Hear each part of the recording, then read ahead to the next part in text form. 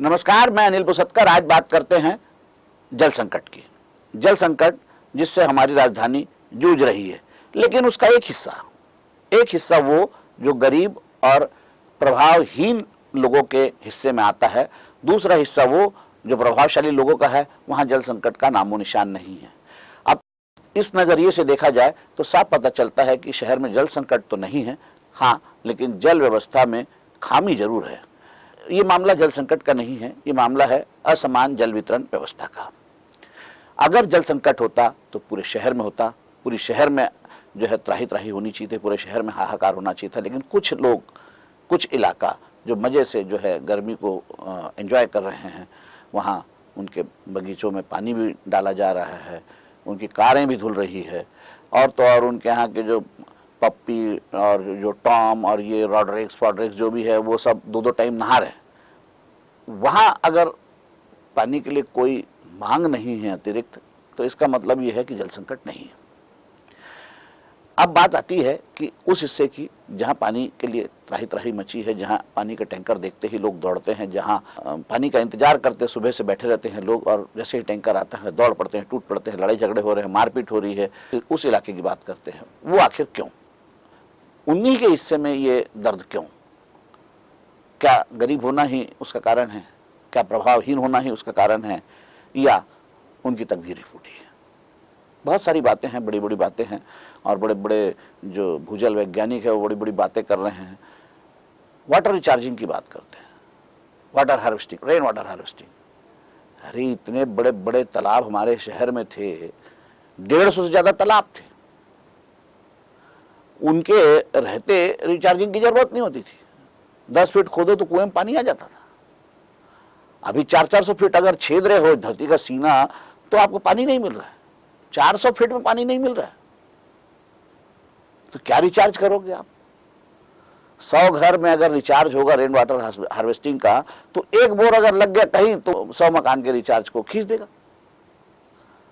आप जहां पानी है वहां बहुतायत में पानी है, नगर निगम का कनेक्शन है, वहां से भी भरपूर पानी है।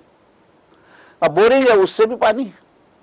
तो एक घर में पानी के 2 स्रोत हैं, और एक घर वो है जहां न नल है और न जहां बोरिंग है। इसका मतलब एक आदमी जो 2 स्रोत रखा है, वो एक आदमी के हिस्से का पानी लूट रहा है। आप व्यवस्था ही ठीक नहीं कर पा रहे हो। आप बात करते हो जल संकट की। इतने बड़े बड़े तालाबों का शहर, अगर उन तालाबों को हम बचा कर रखते, तालाबों के बेचने के लिए जिम्मेदार कौन है, तालाबों की चोरी के लिए जिम्मेदार कौन है, उस पर मैं नहीं जाना चाहता। हम सब जो शहर के जिम्मेदार नागरिक है, वो भी उतने ही दोषी हैं कि उन्होंने अपने तालाबों को बचाया क्यों नहीं। लेकिन तालाब अगर कम हुए हैं, तो वो कहीं ना कहीं हमारे वाटर लेवल को डिस्टर्ब किए। अब बात रेन वाटर हार्वेस्टिंग की।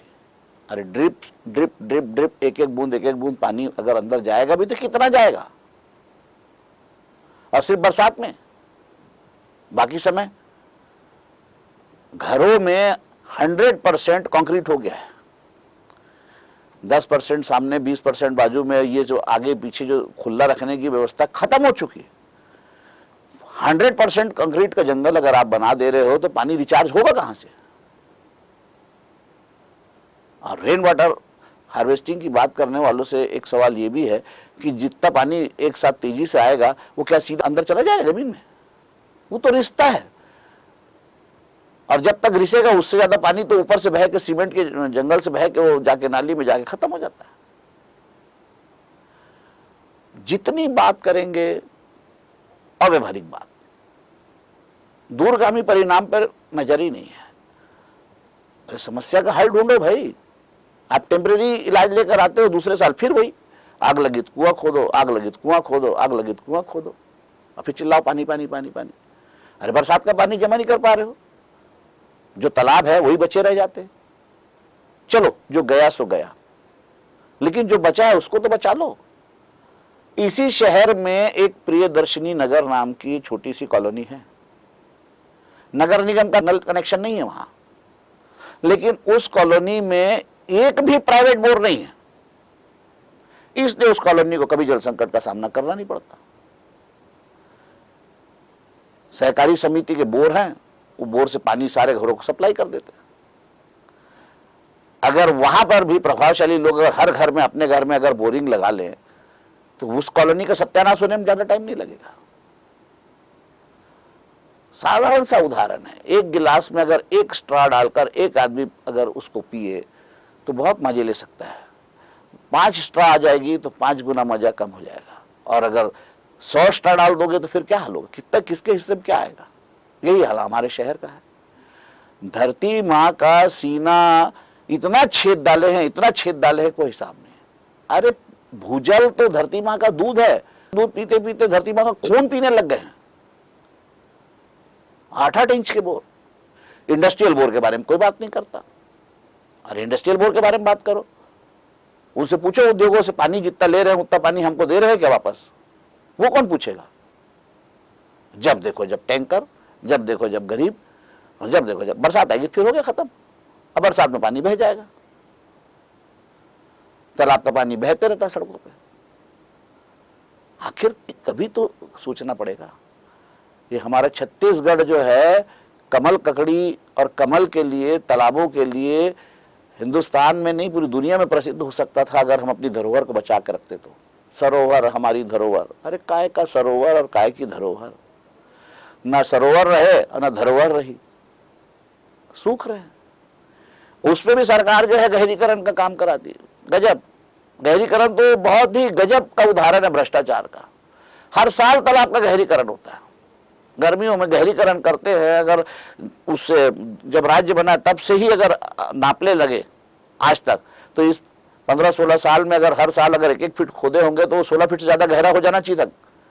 कुछ एक तालाब तो उतने बड़े तालाब में कुआं हो जाना चाहिए तालाब का। इतना खोद चुके, इतना पैसा ले चुके हैं, और जाके देखो वो तालाब वैसे वैसी। क्या हुआ था? पानी गिरा, सिल्टिंग हो गया।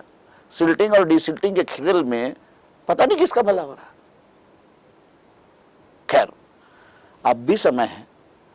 हमारे एनिकेट्स जो बने हैं सारे के सारे खाली। एनिकेट बनाने वालों से पूछा जाना चाहिए कि आपने एनिकेट बनाया, ये डिजाइन की तो किसने की? रिचार्ज के नाम पे भी अगर करते तो कम से कम गर्मी में तो होता। बरसात में तो वैसे पानी जमीन में चले जाता है। तो जो भी योजना बने उस पे बारीकी से उसका अध्ययन होने के बाद उस पर अमल होना चाहिए। और मैं नहीं समझता कि हमारे शहर में जो है कभी जल संकट था, जल संकट है और जल संकट रहेगा। संकट है असमान वितरण व्यवस्था का। इसे हम सुधार लें तो फिर हमारा शहर जो है वो पूरी दुनिया को पानी पिला सकता है। नमस्कार, मैं अनिल पुसतकर। आपको ये कार्यक्रम कैसा लगा बताइएगा जरूर। मेरा नंबर है 9425203188।